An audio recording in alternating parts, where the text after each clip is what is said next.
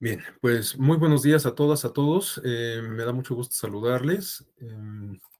Mi nombre es Rafael Caballero Álvarez, soy profesor investigador en la Escuela Judicial Electoral y en esta ocasión tengo el enorme gusto de compartir este espacio con ustedes y ustedes tendrán la penitencia de escucharme. Este, en, en esta sesión del diplomado en lógica jurídica, que en la cual abordaremos este tema de la lógica comprensiva o de las ciencias sociales. Yo en cada sesión suelo apoyarme de alguna presentación en PowerPoint porque pues de por sí soy poco articulado y bastante desparpajado al hablar. Entonces, pues para no divagar tanto, utilizo este tipo de recursos didácticos. Bueno, vamos a comenzar con la presentación.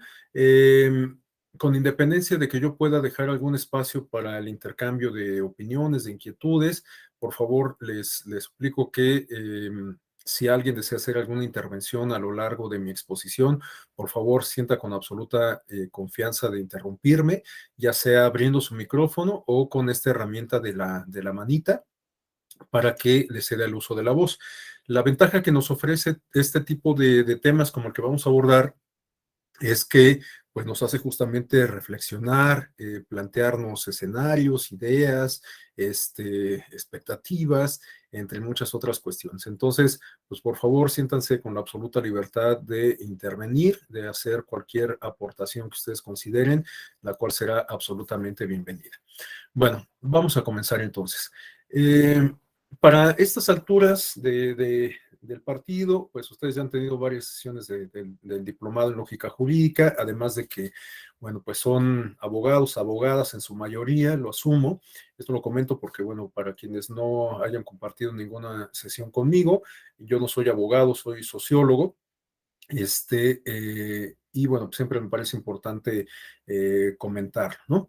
Bueno, les decía, ustedes como abogados, evidentemente todos los profesionistas, pero quizás ustedes más como abogados están en constante contacto con la lógica, ¿no? La ponen en práctica en el día a día, en su quehacer profesional, cuando tienen que elaborar una demanda, cuando tienen que acudir a alguna audiencia, pues justamente tienen que desarrollar una lógica precisa para que sus argumentos resulten convincentes, para que resulten, pues, por lo menos verosímiles, ¿no? Y esto con la idea, pues, justamente de persuadir, pues, más que a la parte involucrada, a la agente jurídico que va a terminar por resolver el asunto, ¿no? Entonces, bueno, pues sé que esta es una materia con la cual ustedes trabajan día con día.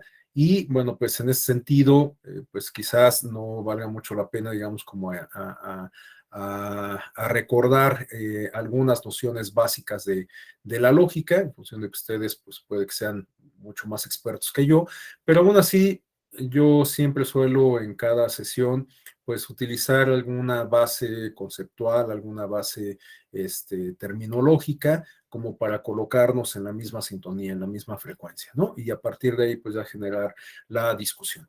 En este sentido, en la lámina, pues tenemos algunas descripciones, algunas aproximaciones conceptuales sobre algunos elementos torales que nos servirán de guía para el desarrollo de esta exposición.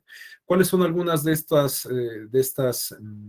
estos componentes tan elementales? Bueno, pues la raíz grecolatina de la propia palabra de lógica, ¿no? Tenemos justamente en el primer apunte de la lámina algo que pues, resulta muy sabido para todos nosotros, esto nos lo enseñan prácticamente desde nuestras clases de bachillerato, que la etimología lógica se refiere a palabra, razón o ciencia, y esto es lo que nos permite justamente incorporar este adjetivo a prácticamente cualquier rama del conocimiento para otorgarle ese estatus de ciencia. Cuando hablamos de la biología, pues hablamos de la ciencia que se dedica al estudio de los seres vivos.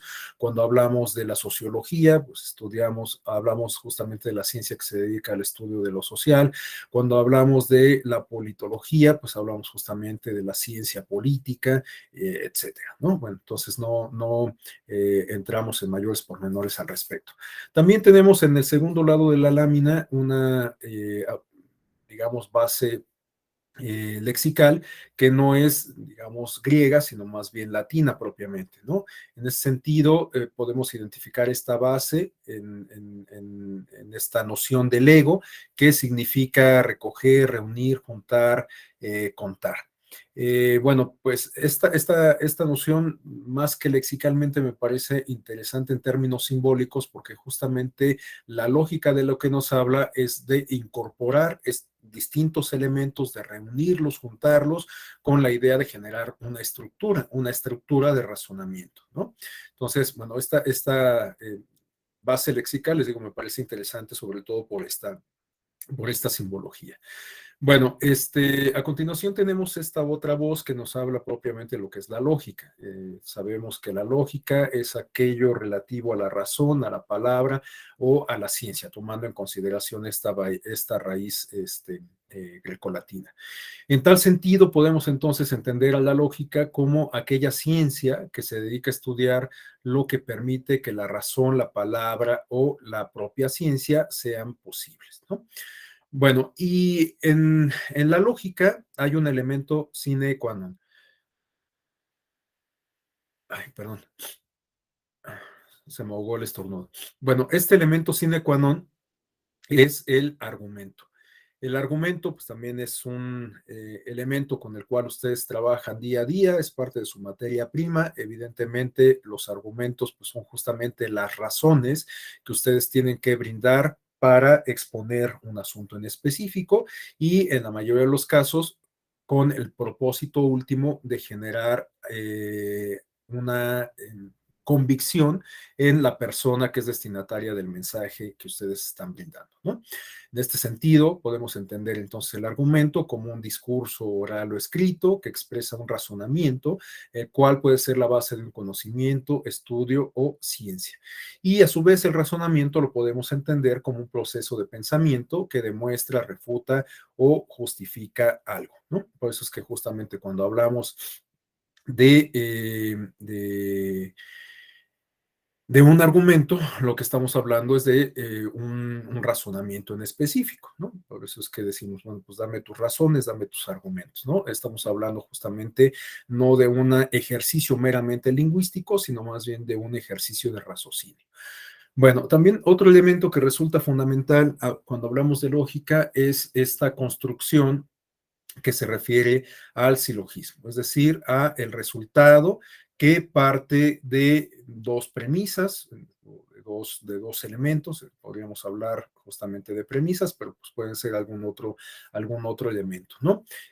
Cuando realizamos algún tipo de investigación, sea esta académica o incluso pues algún tipo de búsqueda X, pues también aplicamos la lógica a partir del silogismo, ¿no? Algo tan sencillo como, bueno, pues si yo siempre cuelgo las llaves en el llavero, bueno, pues la lógica me indicaría que ahí es donde tendrían que estar, evidentemente. Bueno, si no las tengo en el llavero, puede ser que el otro segundo lugar en donde las pongo es en mi escritorio. Bueno, pues justamente aplico el silogismo. Si no está en el llavero, puede que esté en el escritorio, ¿no? Esto para citar un ejemplo muy básico, aunque por supuesto ustedes realizan silogismos mucho más elaborados, ¿no? Mucho más complejos. Pero bueno, sobre esto vamos a volver un poco más adelante. Bueno, esta lámina en realidad pues es solo como para complementar estas primeras nociones de lógica. Sabemos que Aristóteles es quien se le considera el padre de la lógica, no porque la haya descubierto. De hecho, la lógica pues no es que algo inanimado que esté ahí y que alguien haya descubierto como si se tratara de algún mineral, pero Aristóteles fue quizás el primer gran pensador que le otorgó la debida importancia a esta forma de pensamiento y que permitió de alguna manera pues entenderla a la sazón como una ciencia, como la ciencia del razonamiento correcto, ¿no? Entonces, por eso es que pues tenemos en esta lámina justamente la figura de Aristóteles y un apunte que de alguna manera complementa esto que estoy comentando. Podemos entender a la ciencia desde el punto de vista aristotélico como, perdón, a la lógica desde el punto de vista aristotélico como una ciencia que estudia los actos del pensar, un concepto, un juicio, razonamiento, demostración, ¿no? desde el punto de vista de su estructura o forma lógica, o sea, haciendo abstracción del contenido concreto de los pensamientos y tomando solo el procedimiento general de conexión entre las partes del contenido dado. Es decir, que la lógica, más que considerar o no solamente considera, digamos, los elementos de razonamiento, sino la parte medular de la lógica es justamente la estructura que se hace de estos elementos que integran el razonamiento, ¿no? Puede ser que identifiquemos una premisa X, pero la premisa X pues no va a tener ninguna trascendencia justamente si la asimilamos de manera aislada. Justamente esa premisa va a tener una importancia particular al momento en que la relacionemos con otra premisa. Evidentemente debe de guardar una relación, una correspondencia que justifique la propia vinculación, ¿no? Si estamos hablando de colores, no podemos de repente meter números, ¿no? Evidentemente no hay una lógica entre esas dos premisas, entre esos dos elementos, ¿no? Entonces, bueno, si estamos utilizando o hacemos referencia al número 1, necesariamente tenemos que vincularlo con algún otro número, con algún otro elemento de la misma categoría, justamente para que tenga lógica, ¿no? Entonces, bueno, les digo, si bien los elementos resultan sumamente importantes, lo más importante es justamente identificar estos hilos, estas estructuras que permiten integrar esos elementos, que permiten articularlos y con ello construir este andamiaje, esta estructura de pensamiento, de razonamiento. Perdón, por aquí tenemos alguna participación de Elizabeth. ¿Por qué es una ciencia? ¿Por qué una ciencia según Aristóteles? Por el rigor del conocimiento. Bueno, esto quizás nos ayude, o mejor dicho, esta inquietud quizás la logremos despejar en función de lo que vamos a comentar un poquito más adelante, justamente, ¿no? ¿Por qué la lógica puede ser entendida como una ciencia?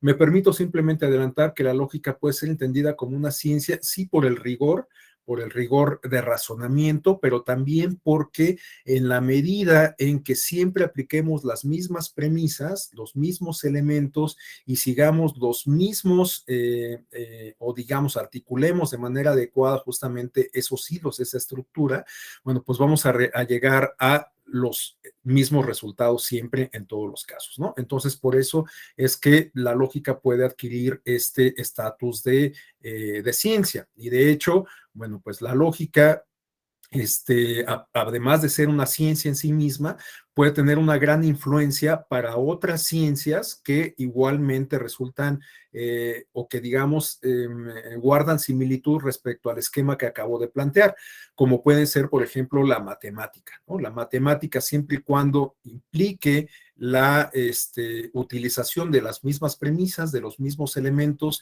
y la misma estructura de pensamiento nos va a conducir necesariamente a los mismos resultados. Entonces, bueno, pues puede ser que justamente a partir de ello es que la lógica reciba esta categoría o la podemos entender como una ciencia en sí misma, ¿no?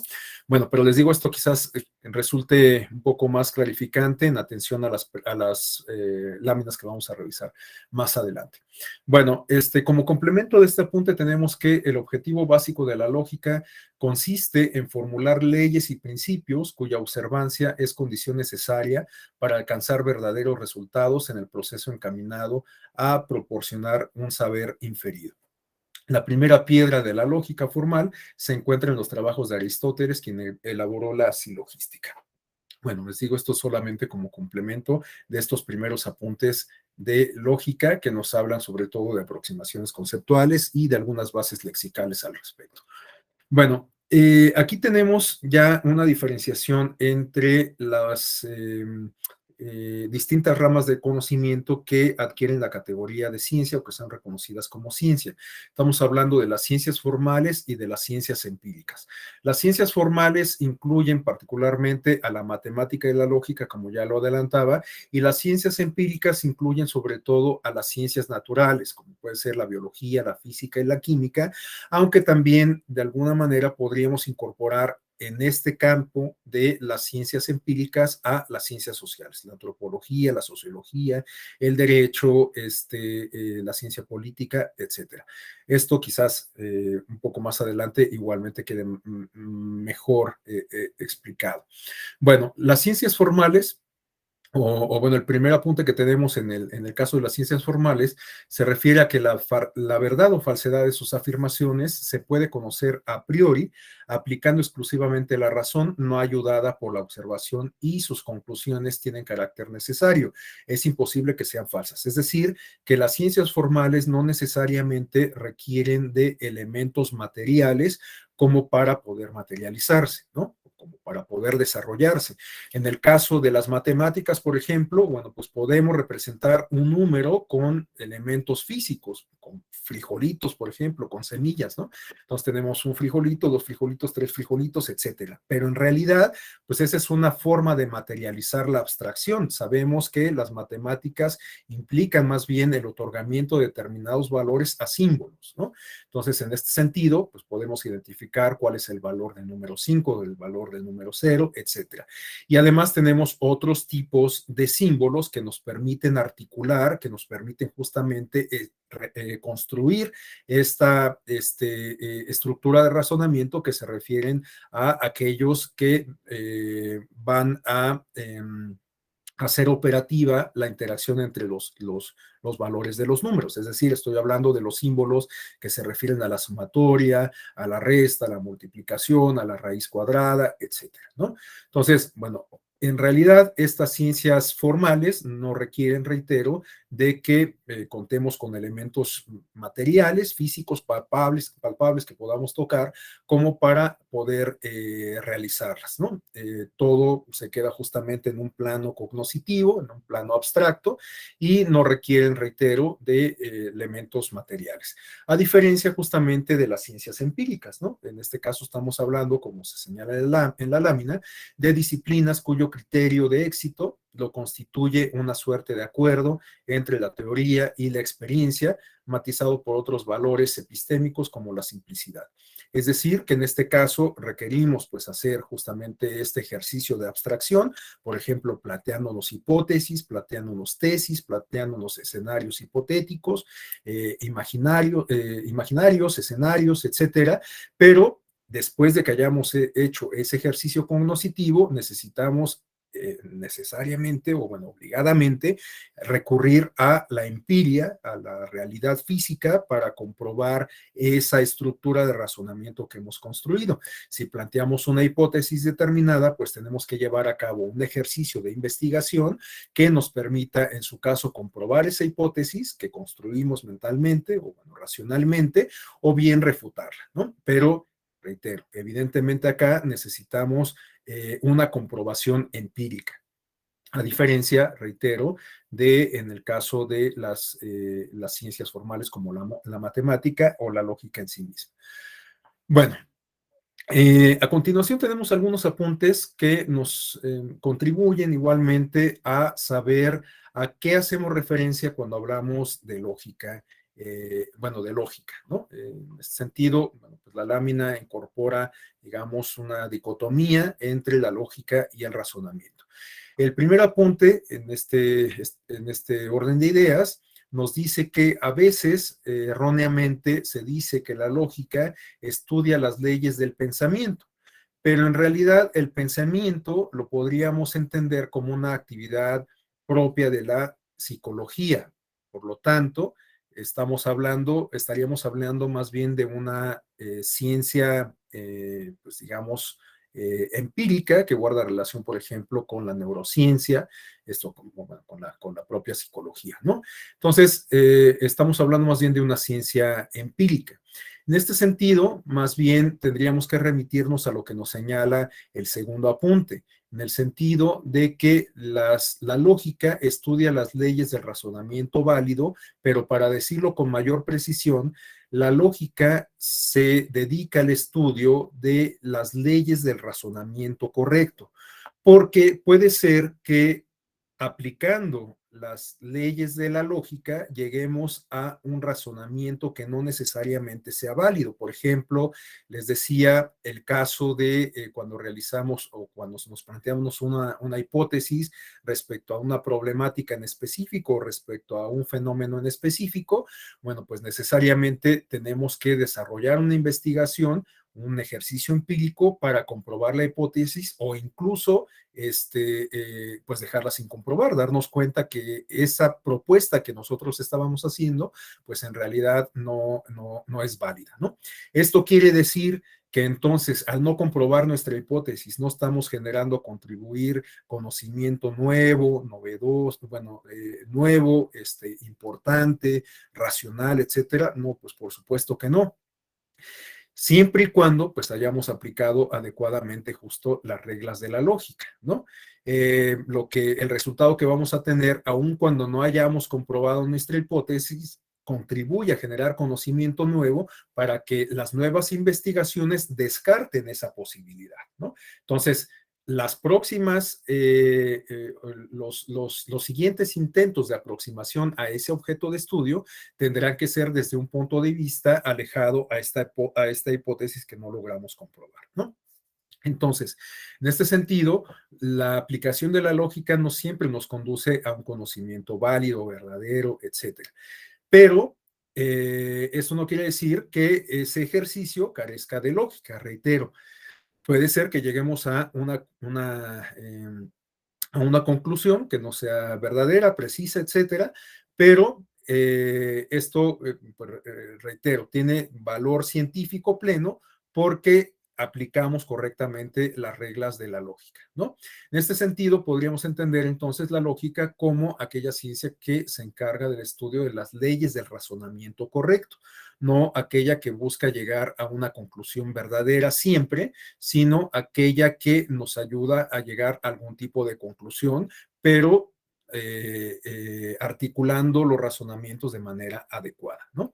Por aquí tenemos otra intervención de Elizabeth. Hay un libro denominado Ciencia de Mario Bunge, donde compara estos dos tipos de ciencias fácticas y formales.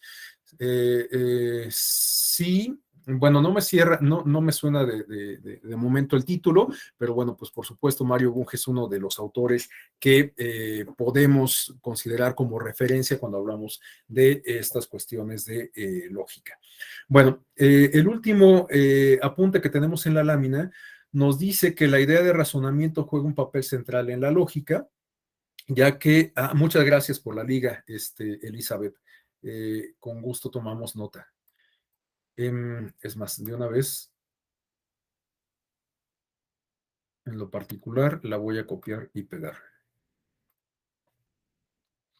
Gracias. Bueno, entonces este apunte nos dice que la idea de razonamiento juega un papel central en la lógica. Un pensamiento está compuesto por dos partes, una o más premisas y una conclusión. El papel de las premisas es el de dar algún tipo de justificación a la conclusión.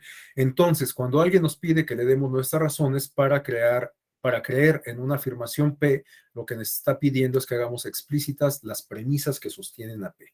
Bueno, pues justamente, ¿no? Estas premisas se refieren a los elementos, como les decía, que una vez articulados adecuadamente nos permiten llegar a una conclusión. No necesariamente la conclusión va a ser verdadera, ello no implica que por lo tanto pueda ser descalificada, siempre y cuando pues se hayan aplicado justamente este razonamiento adecuado, ¿no?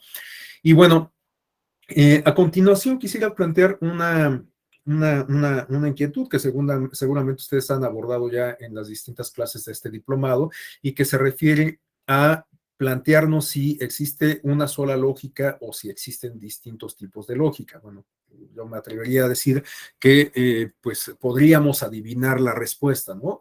Es decir, que no existe un solo tipo de lógica, aunque digamos que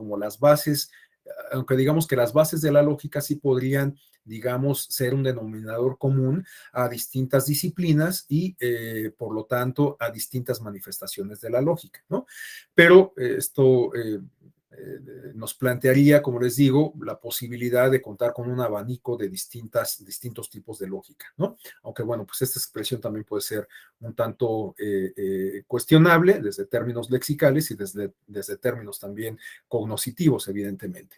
Bueno, en esta lámina tenemos una imagen que solo me sirve como referente para plantear justamente esto que estoy diciendo respecto a los distintos tipos de lógica y un elemento de la exposición que vamos a revisar más adelante y que tiene que ver con la subjetividad y que resulta clave justamente en los procesos de razonamiento, ¿no? En la lógica que cada persona realiza. Bueno, la imagen que tenemos en pantalla nos habla pues de cómo es la circulación en un camino determinado, ¿no? Pero estamos hablando de un camino en Australia. Sabemos que en países como Australia, China y algunos otros que han tenido influencia del Reino Unido, la circulación de los vehículos automotores no es por el lado derecho, sino por el lado izquierdo, ¿no?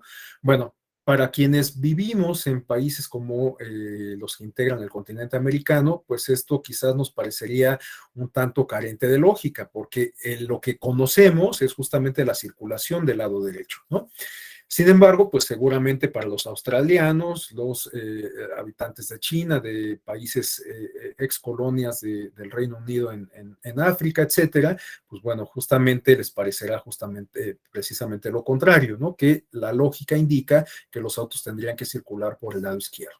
Bueno, pues esto de lo que nos habla es que el contexto de alguna manera puede definir la aplicación de la lógica, incluso en cuestiones tan triviales, ¿no? Más adelante vamos a ver que el contexto ya llevado a un plano en específico, no ligado con cuestiones tan cotidianas y triviales, como puede ser este que estoy citando, sino más bien como puede ser en el seno de un órgano jurisdiccional. Bueno, pues evidentemente la lógica se construye de una manera distinta, pero igualmente influida por el contexto en específico, ¿no?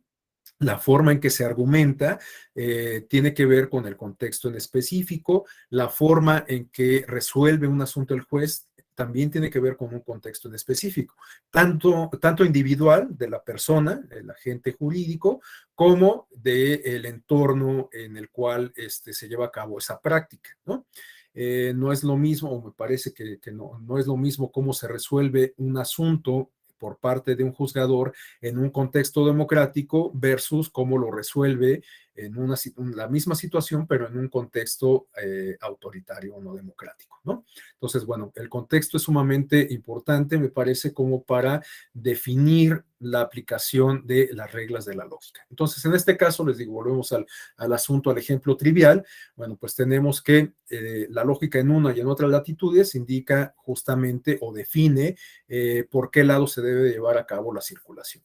Sin embargo, el contexto define, digamos, esta particularidad, pero en ambos casos la lógica está inmersa en el proceso de circulación, ¿no? Porque si no tuviéramos si nosotros no respetáramos el carril derecho y también se permitiera circular por el carril izquierdo en la misma dirección, pues eso justamente no tendría ninguna lógica, no podríamos avanzar, crearíamos embotellamientos y no podríamos circular hacia ninguna parte, ¿no? Entonces, bueno, la lógica está inmersa en una y en otras latitudes, pero reitero, el contexto puede definir justamente la aplicación de las reglas de la lógica. Bueno, a continuación tenemos algunos apuntes que nos hablan de la tipología de la lógica. Ya comentábamos que, bueno, pues es posible que hablemos de distintos tipos de lógica, aun cuando la sustancia esté presente en cada uno de ellos, ¿no? ¿Cuál es la sustancia? Pues justamente esta que se refiere a la consideración de premisas o elementos que son articulados a partir de una construcción cognoscitiva, ¿no? Bueno, la lógica, en este sentido, tenemos en primer lugar la lógica formal, que de alguna manera pues ya hemos venido discutiendo respecto a ella, ¿no? La lógica formal también es conocida como clásica o aristotélica y es aquella que no se centra en la veracidad o falsedad de un argumento concreto, sino en que el proceso de razonamiento para llegar a él sea perfecto, ¿no? Nuevamente tenemos esta noción de que la lógica no conduce a un razonamiento válido en todos los casos, sino que se refiere a una estructura de razonamiento adecuado, de razonamiento correcto, con independencia del resultado al cual se llegue, ¿no? Tenemos, a su vez, dos variantes. Bueno, estas discusiones las podríamos ampliar mucho más, ¿no? Pero como les digo, la idea es que contemos como algunos parámetros para, pues, estar en la misma frecuencia. Entonces, bueno, derivado de esta lógica formal, podríamos plantear dos variantes que se refieren a la lógica deductiva y a la lógica inductiva.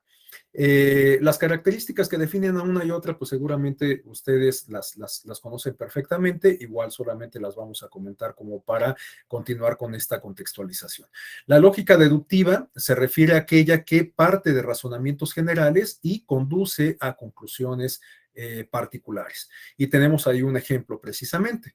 Si sabemos que todos los habitantes de Estados Unidos este, son estadounidenses, y esta es la primera premisa general. Y la segunda premisa es que Nueva York es una ciudad de Estados Unidos, son dos premisas generales.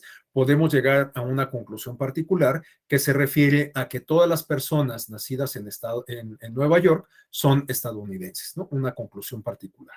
Bueno, y tenemos la otra variante que se refiere a la lógica inductiva, en donde digamos que la estructura justamente se invierte, es decir, que partimos de premisas particulares que nos permiten llegar a conclusiones o a una conclusión general. Y el ejemplo, pues igual es muy ilustrativo. Tenemos que, si vemos que una paloma pone huevos, si un loro pone huevos, si una gallina pone huevos, que son las premisas particulares, podemos llegar a la conclusión general de que todas las aves ponen huevos, ¿no? Entonces, bueno, pues son ejemplos muy básicos que nos ayudan, creo, a explicar justamente cómo funciona la lógica inductiva y la lógica deductiva a partir de la consideración de las premisas y el tipo de estas, sean generales o sean particulares.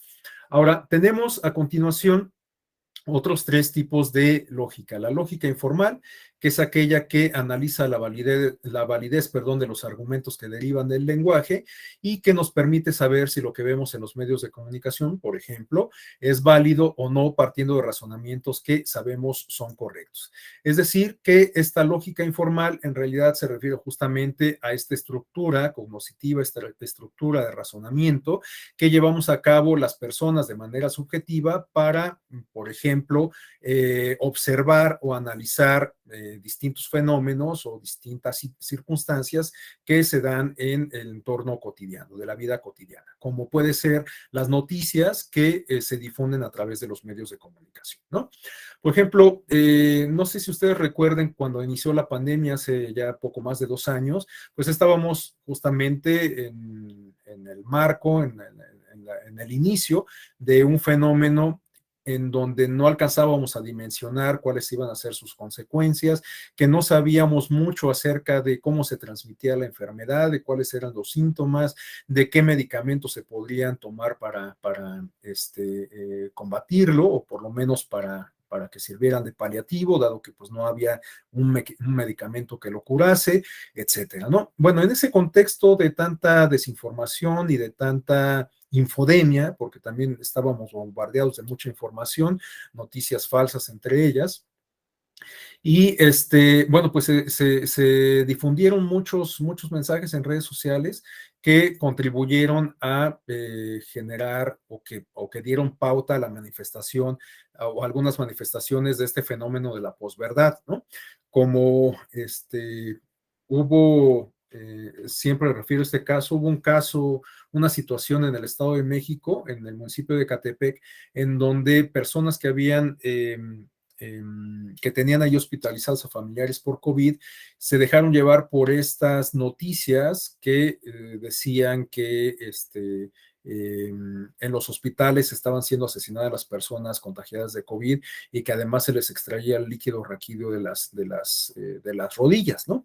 Bueno, la verdad es que las personas que incursionaron en este hospital de manera violenta y que incluso se expusieron a contraer el virus al invadir áreas contaminadas, pues lo digo con todo respeto, pues justamente no pusieron en práctica estas reglas de la lógica informal, porque bueno, salvo su mejor opinión, yo no advierto ninguna lógica respecto a por qué el sector salud tendría que asesinar a las personas que se contagiasen de COVID y sobre todo, pues, por qué les extraería el líquido raquídeo. O sea, no advierto que haya una lógica en el escenario de el mercado negro o en plantear un escenario de mercado negro de líquido raquídeo. La verdad es que, por lo menos a mí, pues me suena justo como una circunstancia en donde no hay una lógica de por medio, ¿no?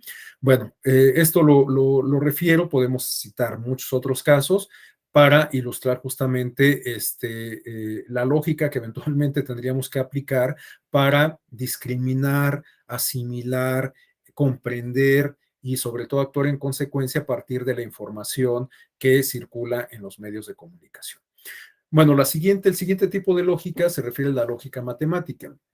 Se dice que es aquella en la que partiendo del valor que le damos a unos números y del significado que tienen unas letras y signos, como la suma, la resta y la multiplicación, creamos sistemas donde se relacionan y en caso de haber seguido un razonamiento adecuado, y haber operado correctamente, llegamos siempre a un resultado numérico correcto, ¿no? Bueno, la lógica matemática nos habla justamente de resultados invariables, siempre la suma de los grados internos de un triángulo nos va a dar 180, de tal suerte que pues siempre que la suma de los ángulos de una figura geométrica de 180, pues vamos a estar hablando de un triángulo, ¿no? Bueno, a continuación tenemos la lógica computacional, perdón, que es aquella que derivando de la matemática desarrolla un lenguaje de programación que permite a los sistemas computacionales, ordenadores, ejecutar acciones y realizar tareas. En realidad, la lógica computacional a lo que se refiere justamente es a la aplicación de algoritmos, ¿no? Algoritmos que nos permiten dar cuenta de esto que se conoce como la versión 2.0 de Internet o la versión de la red semántica, ¿no? Esta la red semántica es la versión 3.0 que se refiere al desarrollo de plataformas, de aplicaciones que implican de alguna manera, y esto lo digo en términos muy coloquiales, interpretar la interacción que tienen los usuarios con la propia red o con las aplicaciones, ¿no? Pensemos, por ejemplo, en el caso de las plataformas de streaming, pues todas estas sugerencias que nos hace Netflix, Amazon Prime, etcétera, después de que hemos consumido determinado contenido, una serie, una película, un documental, etcétera, pues tiene que ver justamente esa recomendación que nos hace a partir de la interacción que tuvimos con la plataforma, ¿no? De tal suerte que si vimos una película de gángsters, por ejemplo, pues seguramente la plataforma nos va a hacer sugerencias sobre más películas de gángsters, sobre películas de investigación policial, sobre películas ambientadas en la misma época de la película que vimos, etcétera. Bueno, les digo, esto lo planteo en términos coloquiales, pero esas sugerencias se refieren a la interpretación que hacen los algoritmos a partir de la interacción que tenemos con la plataforma, ¿no? Entonces, pues eso implica justamente la aplicación de una lógica, la lógica que da como resultado aquellos contenidos que el sistema informático asume que nos pueden interesar, ¿no? Esto lo planteo, reitero, una vez más, en términos muy coloquiales y por lo tanto también muy cuestionables, ¿no? Pero se dice que esta red semántica, pues justamente se distingue por esta cuestión, ¿no? Por interpretar la interacción que tienen los usuarios con las plataformas. Esto también lo podemos advertir, por ejemplo, en estas aplicaciones de navegación como el Waze, ¿no? No sé si a ustedes les pase, pero por ejemplo el Waze a veces me envía alertas de dónde me estacioné el día de ayer y me hace la sugerencia de si quiero guardar ese destino, ¿no? Bueno, pues es justamente la aplicación de los algoritmos en lenguaje informático. Bueno, a continuación tenemos otros dos tipos de lógica, la lógica simbólica, la lógica filosófica. La primera se refiere a aquella que tiene el objetivo de transformar pensamientos humanos en estructuras formales, es decir, plasmables y observables, y por ello se crean símbolos a los que nosotros les damos un significado único e inamovible. Evidentemente, las matemáticas están totalmente relacionadas con ellas. Bueno, pues me parece que la explicación es bastante clara. Podemos identificar una vinculación de esta lógica simbólica con la lógica matemática que pertenece al ámbito de las ciencias formales. Y la lógica filosófica, que también pertenece a esta misma categoría de las ciencias formales, es, pues de alguna manera, es respecto a la cual hemos venido comentando desde el inicio de la sesión. Es la rama dentro de la ciencia o de la categoría de ciencias formales en la que los razonamientos deductivos e inductivos se utilizan en el campo de la filosofía. Bueno, este autor, Beltrán Prieto, nos habla de que en específico esta forma de razonamiento busca, digamos, resolver estas grandes interrogantes que se dan en el ámbito de la filosofía, ¿no? ¿Quiénes somos? ¿De dónde venimos? ¿Hacia dónde vamos? ¿Qué es el amor? ¿Qué es la belleza? Etcétera, ¿no? Pero pues sabemos que justamente el ámbito de la filosofía es mucho más amplio y además tiene muchísimas derivaciones, ¿no? Podemos hablar de filosofía del derecho, de filosofía sociológica, de filosofía en la cultura, entre otras cuestiones, ¿no? Entonces, bueno, pues no necesariamente se refiere a estas grandes preguntas, sino pues también podemos filosofar sobre aspectos del conocimiento, ramas del conocimiento muy concretas. Bueno, a continuación vamos a ir entrando ya propiamente en el tema que nos convoca el día de hoy, es decir, en la lógica comprensiva, la lógica que aplica para las ciencias sociales. En este sentido, pues es indispensable en primer término ir comentando, identificando algunas diferencias sustantivas respecto a la lógica formal, en donde caben o que aplica para las matemáticas o la misma lógica como ciencia en sí misma, y las reglas que aplican para la lógica comprensiva que se refiere a las ciencias sociales. Este es un esquema, pues, un tanto o una variante respecto al esquema que planteamos al principio y que se complementaba con el apunte que nos hacía Elizabeth respecto a las ciencias formales y las ciencias fácticas, ¿no? Bueno, este esquema, pues digamos que es una variación, si lo podemos plantear así, de ese primero que planteábamos, de las ciencias fácticas o las ciencias empíricas y las ciencias formales. Bueno, en este caso, les digo que podemos hablar de una variación porque en realidad lo que se establece en este esquema es una diferenciación entre esas ciencias formales y las ciencias empíricas, pero una subcategoría de esas ciencias empíricas. ¿Cuáles son estas? Pues las ciencias formales, dejando de lado las ciencias naturales, ¿no? Perdón, las ciencias sociales, dejando de lado las ciencias naturales. Entonces, bueno, pues aquí tenemos justamente esta diferenciación entre la lógica formal y la lógica comprensiva que aplica en específico para una rama del conocimiento de las ciencias empíricas, que se refiere a el conocimiento que aplica para las humanidades, para las ciencias sociales. Bueno, entonces tenemos algo que ya comentamos muy reiteradamente. En la lógica formal podemos inscribir a la matemática y a la lógica, y en el ámbito de la lógica comprensiva, que aplica para las ciencias sociales, bueno, pues tenemos este apunte que nos habla de que la lógica comprensiva también puede ser denominada como lógica de lo razonable. Aunque, bueno, en un momento más vamos a continuar con estas diferenciaciones entre uno y otro tipo de lógica o categorías de la lógica, conviene señalar que en el caso de la lógica que aplica para las ciencias sociales, implica que no necesariamente lleguemos siempre a los mismos resultados. En principio, porque el objeto de estudio puede que sea cambiante, que sea maleable, modificable. En el caso de la lógica formal, pues ya quedamos que siempre la aplicación de las mismas premisas y mediante la misma articulación de la construcción de pensamiento o razonamiento nos va a conducir a los mismos resultados. En el caso de la lógica aplicable a las ciencias sociales, pues bueno, esto no es así, porque la realidad, el objeto de estudio de este tipo de lógica o donde se aplica este tipo de lógica, pues puede ser cambiante, ¿no?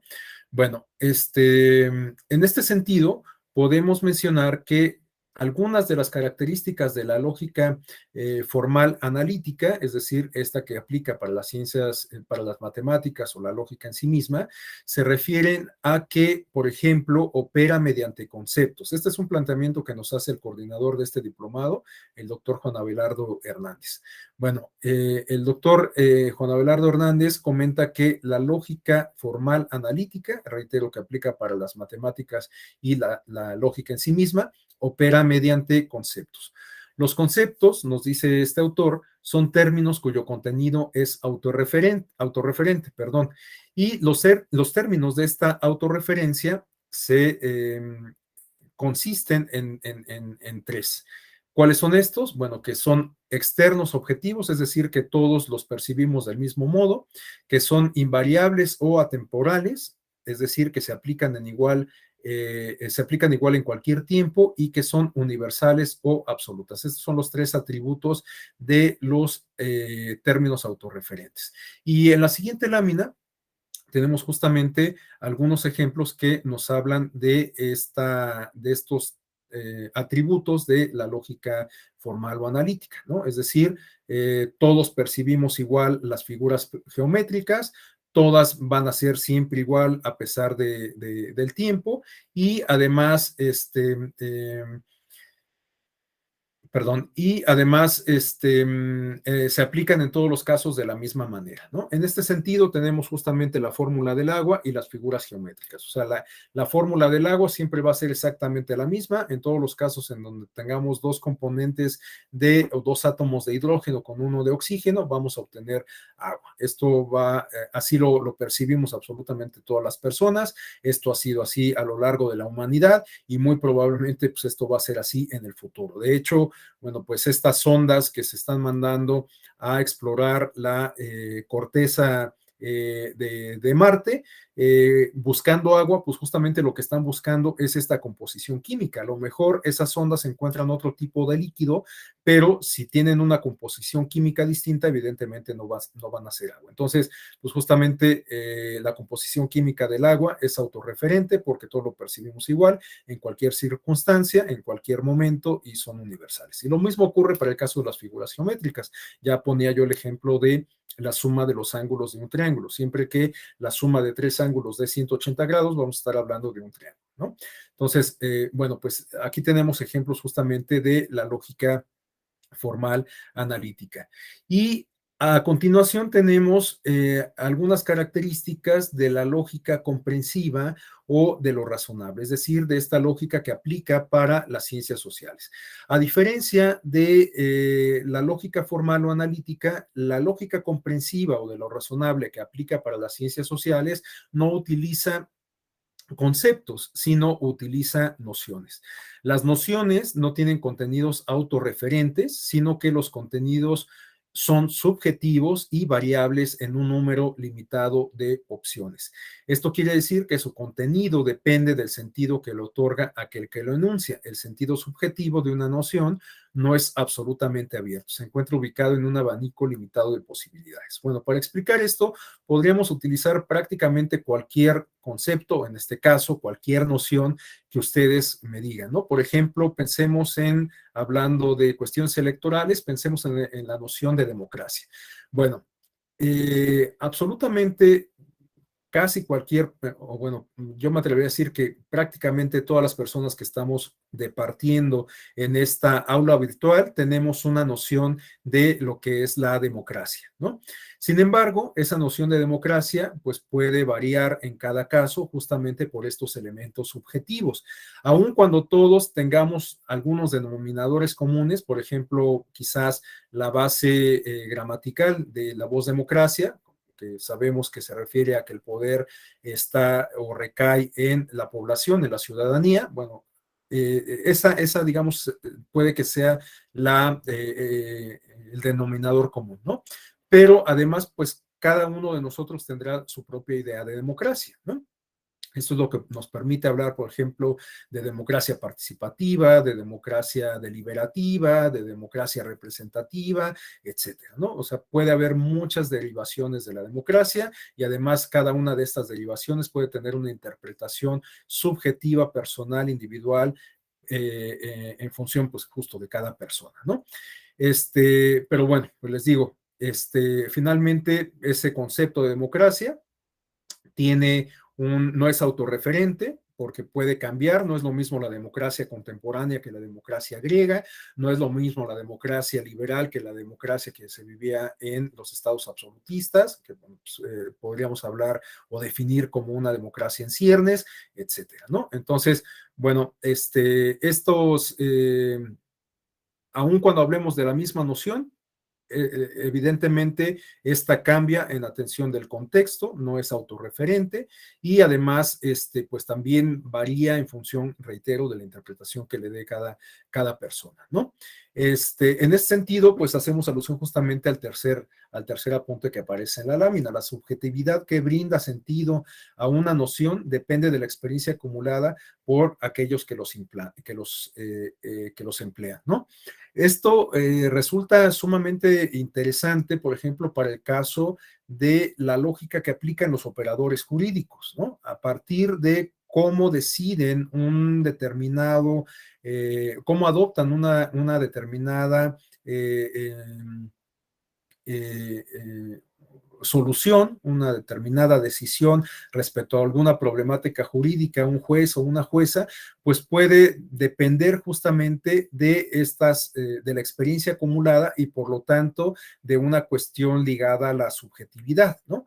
Es decir, que por eso podemos hablar, por ejemplo, de jueces que son positivistas versus jueces que son formalistas versus jueces que son garantistas versus jueces que son, qué sé yo, ¿no? Evidentemente, el perfil del juzgador tiene que ver con la experiencia acumulada, no solo en términos profesionales, sino en términos formativos. Y a su vez, esta expresión de los términos formativos no solamente se refieren a la instrucción escolar o profesional, sino también a la formación como persona, ¿no? Puede ser que un juez resuelva un asunto por ejemplo, relacionado con la adopción homoparental en función de la formación, de los valores que haya adoptado desde su formación familiar, ¿no? En función del lugar en donde haya cursado su licenciatura, en donde haya estudiado sus posgrados, etcétera, ¿no? Entonces, toda esta experiencia acumulada, experiencia de vida, experiencia profesional, experiencia académica, pues puede justamente influir en la noción que tiene un operador jurídico respecto a pues una circunstancia en específico, ¿no? Les decía, puede ser que para hablar de democracia, pues a lo mejor hay un operador jurídico que considera que la democracia no es otra cosa sino una forma de organización política y por lo tanto si alguien le llega con un argumento de entender la democracia como una forma de vida, pues el juzgador no va a compartir esta percepción, ¿no?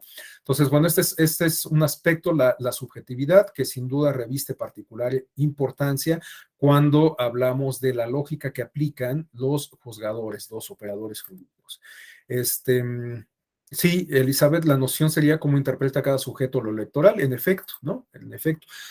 Bueno, incluso podríamos particularizar más este asunto, ¿no? Por ejemplo, cómo interpreta cada actor, cada persona, no sé, una regla aplicable al modelo de comunicación política, ¿no?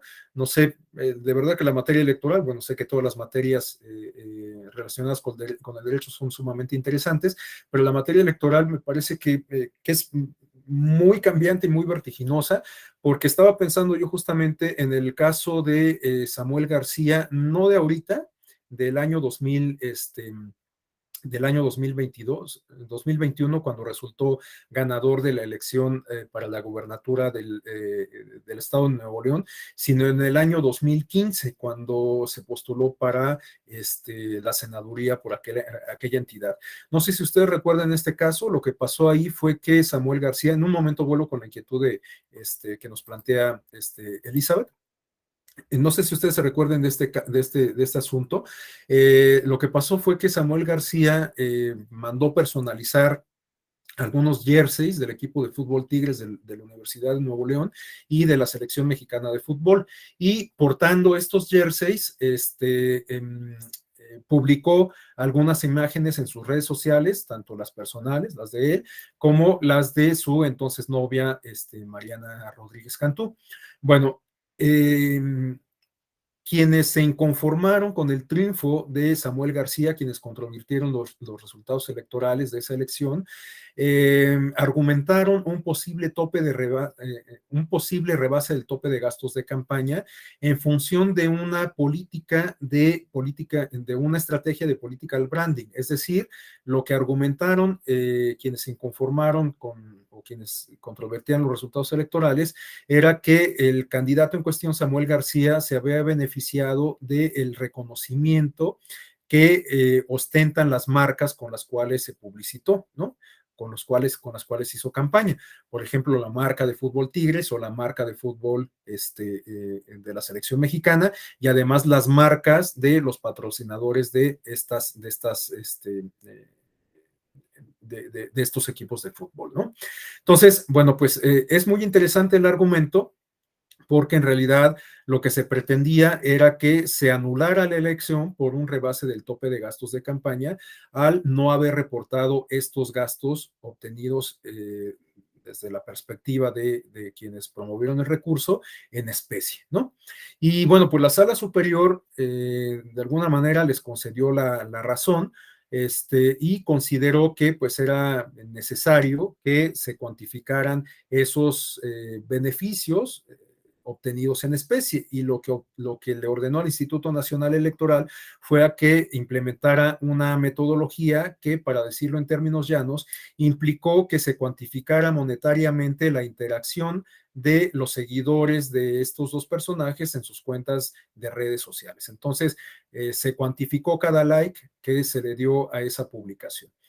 Bueno, al final se sumaron estos posibles o estos gastos no reportados en la campaña, y de todas formas Samuel García no rebasó los topes de gastos, y finalmente por eso es que asumió el cargo como senador hasta que pidió licencia para contender por la gubernatura, ¿no?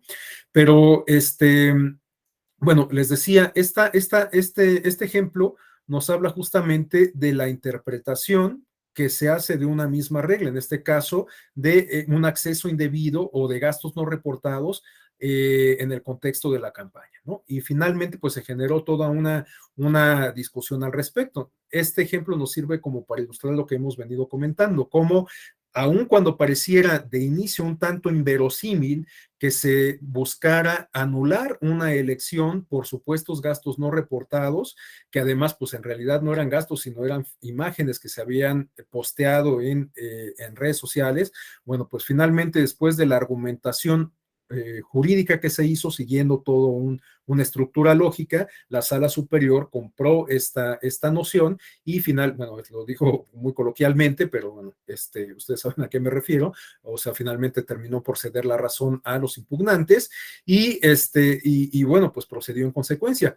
El asunto acá es que aun cuando para ese caso concreto se haya aplicado una lógica que permitió llegar a un razonamiento determinado, a una conclusión determinada, pues a lo mejor ya después vemos que ese razonamiento a lo mejor no va a tener mucha lógica si lo aplicamos para todos los casos, ¿no? Porque imagínense lo que va a significar que en cada elección se ponga la autoridad electoral a cuantificar estas posibles estrategias de political branding si es que un candidato sale en un evento de campaña con una chamarra que diga Adidas o que diga Nike o cosas por el estilo, ¿no? Entonces, bueno, pues es un asunto sumamente interesante, pero que, les digo, podemos citar muchos otros casos, pero me pareció muy, muy ilustrativo para dar cuenta justo de cómo respecto a una misma noción se puede dar una interpretación distinta, una interpretación subjetiva, evidentemente, que genera una discusión, que genera una serie de razonamientos y que permite llegar a una conclusión en específico, ¿no? Bueno, tenemos dos intervenciones. Primero, Nayeli, tenemos la mano levantada de Nayeli, y también, bueno, si gustan, primero le damos el uso de la voz a Nayeli y después a Elizabeth, que nos pregunta justo si no causa incertidumbre justamente esta interpretación que se hace o digamos, estos elementos subjetivos que se incorporan en la aplicación de la lógica. Entonces, bueno, adelante, Nayeli, por favor. Yo me voy al caso concreto de las playeras. Digo, es comúnmente las personas que tienen afición por algún deporte que mandemos a personalizar las playeras. Incluso cuando se compran, te dice si quieres tu nombre, algún logo, como te dicen, algún apodo, logotipo y demás, ¿no?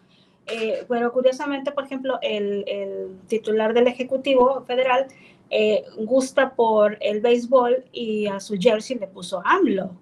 Digo, en el que este caso la lógica nos llevaría a pensar que si Samuel García, en lugar de haberle puesto la palabra senador y el Nuevo León, que son los eslogans que lo dirigen hacia actos de campaña, entonces podríamos entender que no incurría en alguna infracción electoral. Aquí la cuestión está, yo creo que debió de haber promovido algún tipo de acción serían las marcas al estar promocionándose sobre algo político y no sobre algo deportivo. Sí, fue un asunto sumamente interesante que pues generó una discusión muy amplia en el seno de la sala superior, y esto que comentan Nayeli, pues también no pasó de noche en esa discusión. Incluso el magistrado Vargas y el magistrado, si no me equivoco, el magistrado Fuentes Barrera, comentaban que incluso esta promoción que había hecho Samuel García o esta publicación que había hecho con estas imágenes, a lo mejor podría generar hasta un perjuicio a las marcas, ¿no? Porque podían generar algún tipo de desprestigio, y de hecho en la sentencia, pues justamente se deja como la puerta abierta para que las marcas acudan ante las instancias correspondientes según sus intereses, ¿no? Y también otro aspecto que resultó muy importante o muy que llama la atención de esa discusión fue que, por ejemplo, el magistrado Vargas señalaba que a lo mejor el hecho de que Samuel García haya utilizado, por ejemplo, la playera del equipo de fútbol Tigres, en lugar de beneficiarlo electoralmente, lo pudo haber perjudicado, considerando que en la entidad hay dos equipos que son sumamente populares y que son acérrimos rivales, que es el Tigres y el Monterrey, ¿no? Entonces, el hecho de que Samuel García se haya decantado por una de estas dos opciones futbolísticas, a lo mejor le mermó en sus aspiraciones, considerando a los aficionados del Monterrey que quizás se sintieron desdeñados, ¿no? Que no se tomaron en consideración. Entonces, bueno, pues es una discusión que se dio en el seno de la sala superior, como les digo, es un asunto sumamente interesante. Estaba buscando el número de expediente, lo tengo en otra presentación, pero como tengo abierta la que estoy compartiéndoles a ustedes, no la podía manipular, pero bueno, ya la abrí otra vez y aquí se las copio y se las pego aquí el número de expediente para quien guste consultarlo. Es el Subrec 887 del 2018. Bueno, teníamos también a Elizabeth, quien nos preguntaba si no causa incertidumbre. No sé si nos quiera ampliar su pregunta, su inquietud, Elizabeth, de viva voz.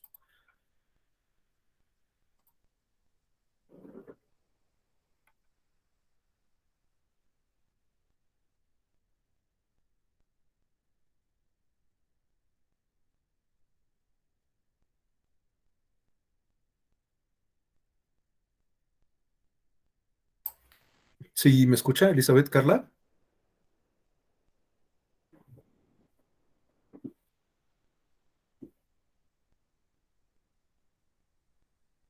Bueno, en un momento más le devolvemos el uso de la voz a Elizabeth. Bueno, entonces tenemos que, para recapitular el contenido de esta lámina, que la lógica comprensiva o de lo razonable, opera mediante nociones, no mediante conceptos, y que las nociones pueden ser modificables en atención al contexto, al tiempo, lugar, etcétera, ¿no? Y también que la subjetividad juega un papel sumamente importante, ya que pues, implica la interpretación de estas nociones por parte de las personas, ¿no? Bueno, los términos de la comprensión consideran situaciones internas, pues son apreciadas y valoradas con la experiencia subjetiva de cada persona, situaciones variables porque son temporales, concretas y contingentes, y también se refiere a definiciones generales en atención a que puede haber características semejantes en los casos observados, pero no idénticas ni constantes de manera específica y concreta. Bueno, en un momento retomo este contenido. Le cedemos el uso de la voz a Elizabeth Carla Álvarez, por favor. Buenas tardes, maestro. Una disculpa. Me salí y volví a entrar porque no sé qué pasó. Es que el detalle aquí es el reto que conlleva esta lógica comprensiva, porque así como lo visualizo, es muy subjetiva, ¿no? Cada uno tiene su forma de interpretación y eso en el terreno de la praxis implica que haya un razonamiento jurídico distinto en cada juzgador, ¿no? Aunque también está la jurisprudencia, ¿no? En materia electoral incluso y en otras materias que logran pues unificar criterios, pero volvemos a lo mismo, digamos, implica la certidumbre que puede traer esto, decir, tú tienes una interpretación y conllevas pues una ideología distinta y muchas cuestiones que pasan por el cerebro del ser humano, ¿no? Traes ideología, traes prejuicios, traes costumbres, tradiciones, todo esto te afecta de cierta forma, ¿no? Y en el momento de interpretar, pues ahí salen a relucir, pues todo, tu vida, ¿no? Sí. Y eso puede, en cierta forma, conllevar que, por ejemplo, no sé, que presentes una demanda en un juzgado de forma genérica, ¿no? Y te resuelva de un sentido y en el otro, si presentas la misma, te resuelve en otro sentido. Entonces, esta cuestión que al final se uniforma con la jurisprudencia, pero ¿por qué llegar hasta allá? ¿Por qué no hacer como colegios en donde podamos platicar o academias en donde decir y unificar criterios antes de llegar hasta la jurisprudencia? Bueno, es mi idea, no sé si estoy mal. No, de hecho, pues es muy interesante lo que plantea, porque en efecto, en muchas ocasiones, esta interpretación que se hace, pues puede generar muchos problemas. En lugar de resolver un problema jurídico, puede generar otros consecuentes, ¿no? Sin embargo, yo lo que destacaría acá es esto que comentábamos en la lámina previa, ¿no? De que si bien no tienen las nociones contenidos autorreferentes, sino contenidos subjetivos, que es el punto que está exponiendo usted, Elizabeth, hay hay un número limitado de opciones en estas variables, ¿no? Es decir, que pues siempre debe haber, digamos, como un margen de contención. Evidentemente, pues no se puede hacer una interpretación, o bueno, ese es el ideal que tendríamos que perseguir, una interpretación, digamos, arbitraria, discrecional, ¿no? Evidentemente tenemos que, o los juzgadores tienen que considerar justamente este número limitado de opciones, ¿no? Y cuando se trastoca ese cerco, ¿no? Cuando se va más allá, pues es cuando se genera mayor polémica por la interpretación que se hace de alguna norma o de algún caso concreto, ¿no? Les decía, por ejemplo, este que acabamos de referir, el ejemplo de Samuel García. A lo mejor la sala superior consideró que era muy importante, que podía sentar un precedente importante porque pudiera ser una práctica que utilizaran los demás candidatos en futuras experiencias, en futuras elecciones, ¿no? Que se colgaran del prestigio y el reconocimiento de marcas comerciales. Pero les digo, a lo mejor esa interpretación que sirvió para ese caso concreto, pues cayó en desuso porque en realidad no se ha vuelto a utilizar. De hecho, una vez que el INE aplicó esta metodología sugerida o mandatada por la Sala Superior, el consejero Ciro Murayama dejó en claro que, bueno, pues iban a aplicar esa metodología que le señalaba la Sala Superior, pero para ese caso concreto, porque pues sería prácticamente imposible hacerlo para los demás casos, además de que el INE ya había desarrollado algunas metodologías para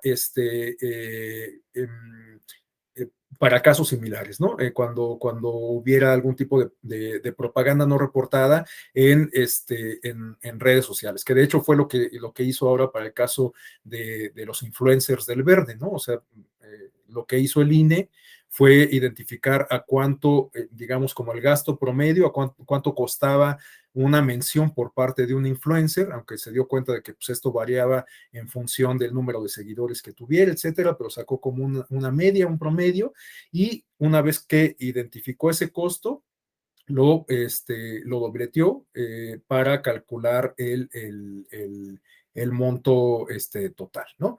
Y bueno, pues de ahí fue como derivó, digamos, la multa millonaria que se impuso al Partido Verde por este caso de los influencers, ¿no? Pero bueno, les digo, puede ser que a lo mejor en una problemática, en un caso concreto en específico, se aplique un tipo de lógica en específico y que después se dé cuenta que la aplicación, para hablar en términos de lógica jurídica, la aplicación de ese esquema a casos similares futuros, pues va a ser inviable, ¿no? Les digo, pensemos en todos los casos en donde se tendrían que cuantificar, no solamente, o primero, no solo identificar a las personas que porten un jersey o qué sé yo, con alguna marca, sino después la interacción que se tuvo con los usuarios de las redes sociales a partir de un posteo de esa imagen. O sea, si hacemos ese ejercicio con todos los candidatos de todas las elecciones, pues va a ser materialmente imposible. Entonces, bueno, esto para concluir con esta reflexión que motiva la participación de Elizabeth. O sea, puede ser que en efecto estas interpretaciones, estos aspectos subjetivos, pues eventualmente pues, nos hablen, digamos, de una distensión del campo de discrecionalidad de los juzgadores, pero evidentemente pues tenemos que identificar un cerco y los propios juzgadores sistematizar esa experiencia, ¿no? Digo, no creo en lo particular que esa metodología mandatada por la sala superior se vuelva a repetir en casos futuros por lo impráctico que puede ser, ¿no? Aunque bueno, pues esa es una observación absolutamente personal. Bueno,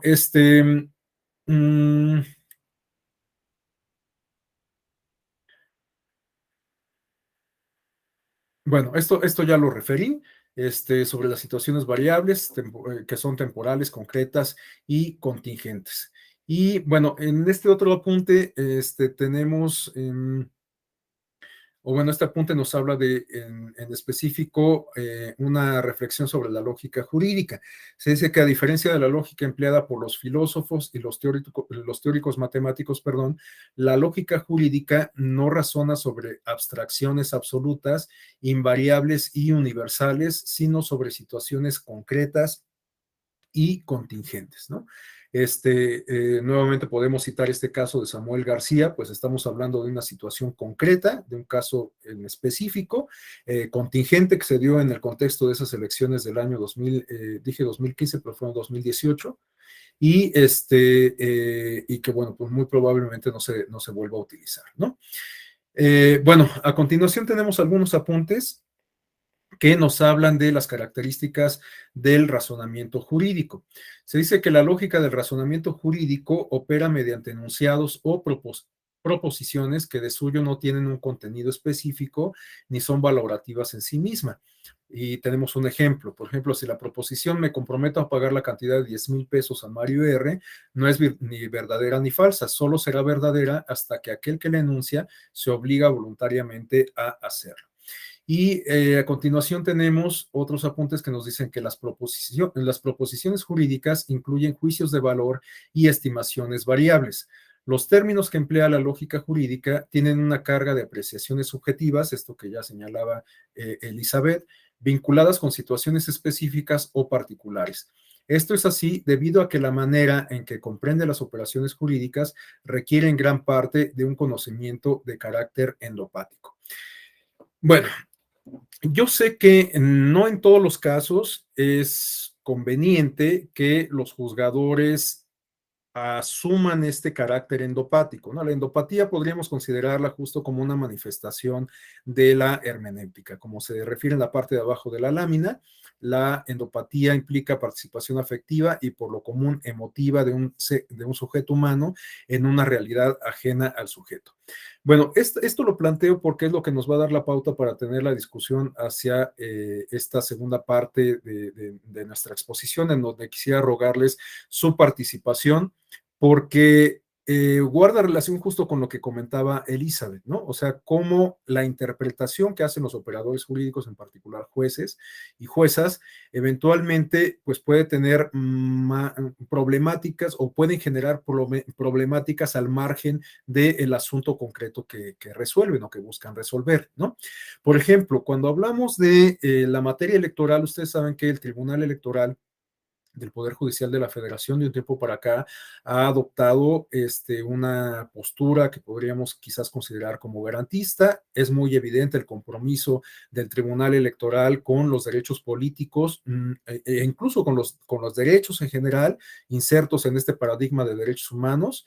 El Tribunal Electoral, bueno, ha sido muy enfático en asumir esta postura de tutela y defensa de los derechos en general, en particular, por supuesto, de los derechos políticos. Y pero esto ha generado en algunos casos polémicas y en algunos casos incluso señalamientos de activismo judicial hacia el tribunal. En lo particular, yo no comparto esas visiones. De hecho, lo digo con toda franqueza, a mí no me convence mucho esta idea de que eh, el juez no está para impartir justicia, sino para verificar que se aplique la ley, ¿no? Yo solo comparto parcialmente esa noción. Parece pues que, bueno, se inscribe por supuesto en la tradición positivista, formalista, pero que hoy por hoy insertos justamente en una lógica de derechos humanos, lo que implica juzgar con perspectiva de derechos humanos, etcétera, pues demanda, digamos, una forma de concebir la realidad pues desde una manera un tanto distinta, aunque el riesgo pues es justamente que nos advierte Elizabeth, ¿no? Que a veces quizás estas interpretaciones y las decisiones que con base a ella realiza la autoridad jurisdiccional, puedan considerarse como una maximización de ese ámbito que se supone acotado de discrecionalidad de los juzgadores. Pero bueno, les digo, justamente es el debate en el que quisiera que nos centrásemos en la parte final de esta sesión.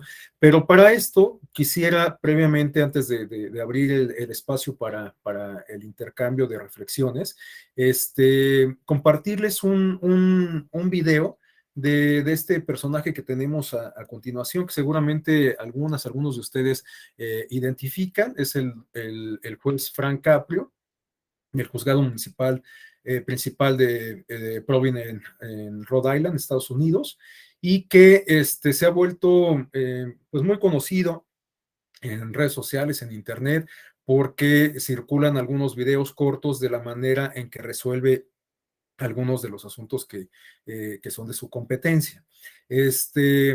Justamente el video que vamos a ver a continuación lo quiero compartir con ustedes para pues discutir esta cuestión de la endopatía y sobre todo abrir la discusión a esto que comentábamos hace rato a partir de la intervención de Elizabeth, ¿no? O sea, ¿qué tanto es conveniente la endopatía de los juzgadores, sobre todo cuando tienen que ver en cuestiones ligadas con derechos humanos? Y qué tanto pues tendrían que ceñirse más bien a lo que dicta, a lo que dicta la ley y tratar de soslayar todas estas cuestiones subjetivas, que bueno, nunca lo vamos a lograr, pero bueno, justamente en la conciencia de que hay muchas cuestiones subjetivas que definen nuestro actuar, pues a lo mejor el juzgador, quizás en opinión de algunos de ustedes, tendría que hacer un esfuerzo por tratar de soslayar estas cuestiones subjetivas y ser absolutamente objetivo o en la medida de lo posible al conocer y resolver un asunto. Pero bueno, les digo, vamos a revisar este video del el juez Frank Capri. Es un video, pues en realidad que podríamos considerar casi como un spot, dura apenas un minuto y medio, creo. Y después podemos recoger algunos comentarios de su parte. Entonces, déjenme compartirles la pantalla.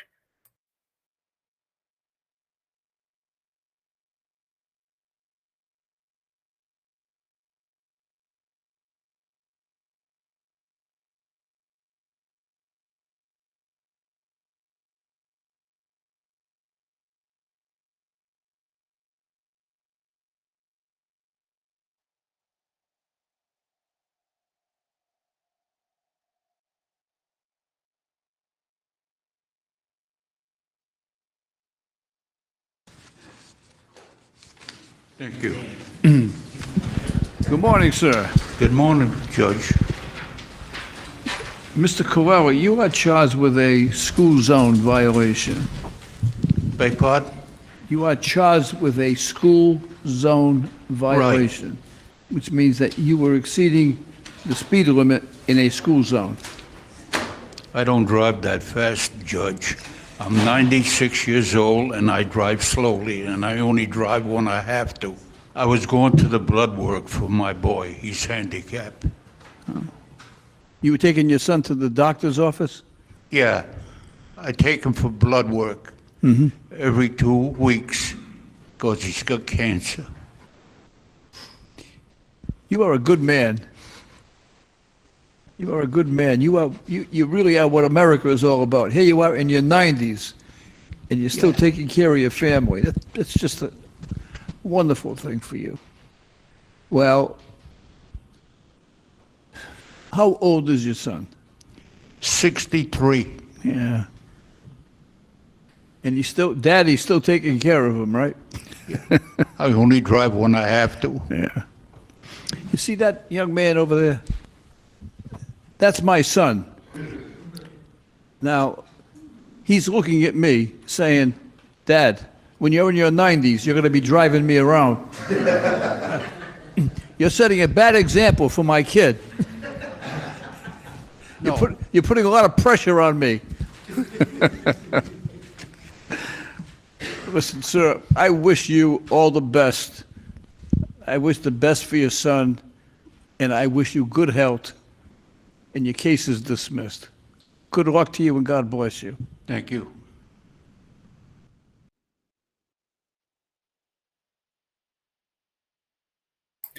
Bueno, pues justamente ahora quisiera abrir un espacio de intercambio de opiniones, de inquietudes, a la luz de este video, y para aderezar la discusión quisiera también preguntarles qué opinión les merecen estas propuestas que ya en algunos lugares del mundo se han expresado respecto a la aplicación de algoritmos en la resolución de casos judiciales, es decir, la intervención de robots y de algoritmos. Quienes defienden estas propuestas hablan justamente de que la tecnología pues no aplicaría estos aspectos objetivos, sino que pues se enfocaría a partir de los elementos objetivos con los cuales cuenta para resolver un asunto en específico. Entonces, bueno, pues ahora le cedo el uso de la voz y comenzamos con Nayeli, por favor. Yo creo que en materia electoral sí se podrían utilizar ese tipo de mecanismos, tratándose de infracciones que sean atendidas con el estricto carácter legalista. Por ejemplo, actos anticipados de campaña, todo lo que tenga que ver con cuestión de números, cuestiones que sean inamovibles y no tengan que ponerse el juzgador en los zapatos de la otra persona. Situaciones que no van a cambiar. Por ejemplo, en violencia política de género, creo que sería imposible, impensable poner a un robot que se ponga a juzgar una situación cuando los derechos político-electorales de una mujer son violentados. Entonces, yo creo que sí habría que distinguir en qué tipo de infracciones sí se puede y en cuáles no. Gracias, Nayeli. No sé si alguien más desea hacer algún comentario. Elizabeth. Bueno, estaba escuchando a Nayeli. Y bueno, en esa parte sí coincido, ¿no? Incluso en la cuestión de tal vez la determinancia cuantitativa, ahí sí podría utilizarse, ¿no? Los robots, pero en la cualitativa, ¿no? Porque al final de todo, pues sí se requiere un poco de endopatía, ¿no? Ahí sí, de hecho no estamos muy lejos, digamos, el hecho es que, como dice usted en su momento, ¿no? Hay un límite, digamos, tampoco podemos caer en un total subjetivismo, ¿no? Tal vez una combinación, ser objetivos, pero también colocarnos empáticamente en ciertas situaciones, ¿no? Más en temas, por ejemplo, de inclusión, temas delicados, sensibles, no sé, cuando se dan estas minorías y tienes que visualizar desde esa perspectiva, ¿no? visualizarlo así también. Desde la parte cualitativa, sí, definitivamente no nos puede superar un robot, ni los algoritmos, ¿no? Y no, digamos, ni los robots podrían superarnos, sino ya, imagínense, ya en un futuro ya no seríamos indispensables, ¿no? Yo creo que no, porque de cierta forma sí sirve toda esta cuestión de subjetivismo, pero sí va a tener un límite. Tiene que tener un límite, ¿no? Digamos, tampoco caer en prejuicios ilógicos, sino encontrar este punto medio. Y luego la parte legal, pues siempre yo siento que, como lo dijo un filósofo en su momento, ¿no? La ley viene a ser el mínimo ético que nos exige. Es decir, en la ley están muchos principios que tal vez no están explícitos, sino están implícitamente ahí y tienen ese respaldo, ¿no? En la ley. Y bajo esta línea de la ley podemos hacer muchas cuestiones, sin caer en cuestiones que digas, ah, bueno, estoy fuera. O en los convencionalismos, pues. Si no encuentras ya no seamos legalistas, sino convencionalistas, ¿no? Pero siempre tener este respaldo jurídico para poder actuar. Porque si no, entonces ya vamos a caer en una discreción ilimitada y no va a tener conducción, ¿no? Sí. Gracias. Y bueno, para continuar con la discusión, ahora les preguntaría, por ejemplo, ¿qué opinión les merecen estos asuntos que han sido resueltos por el Tribunal Electoral desde la perspectiva de la tutela judicial efectiva, sobre todo para el caso de colectivos sociales colocados en situación estructural de vulnerabilidad? Por ejemplo, en el caso de niñas, niños y adolescentes, ustedes saben que el Tribunal Electoral ha construido una línea jurisprudencial de protección y tutela, pero en este caso los niños, niños y adolescentes ni siquiera ostentan la categoría jurídica de ciudadanía. Entonces, ¿qué opinión les merece justamente este tipo de resoluciones? Ahora, otro asunto también que a lo mejor pudiera ser útil para continuar con la discusión es el resuelto por la Sala Superior. Ahorita no recuerdo la clave de la sentencia, pero en el contexto de las elecciones del año pasado, ustedes recordarán que el INE elaboró unos lineamientos que buscaban hacer afectivo el principio de paridad en la postulación de las mujeres y que obligaba a los partidos políticos a postular 7 mujeres en las 14 entidades federativas que iban a tener elecciones para la gobernatura. Y este acuerdo fue impugnado ante la Sala Superior y la Sala Superior revocó el acuerdo por considerar que el INE había rebasado sus atribuciones legales y constitucionales, pero finalmente la Sala Superior llegó al mismo resultado, por decirlo de alguna forma, porque vinculó de manera obligatoria a los partidos políticos a que postulasen a las mujeres igualmente en siete de los estados que iban a tener elecciones para la gobernatura. Y el asunto fue que el INE lo había tratado de hacer mediante la reglamentación, ¿no? Mediante un instrumento de reglamento.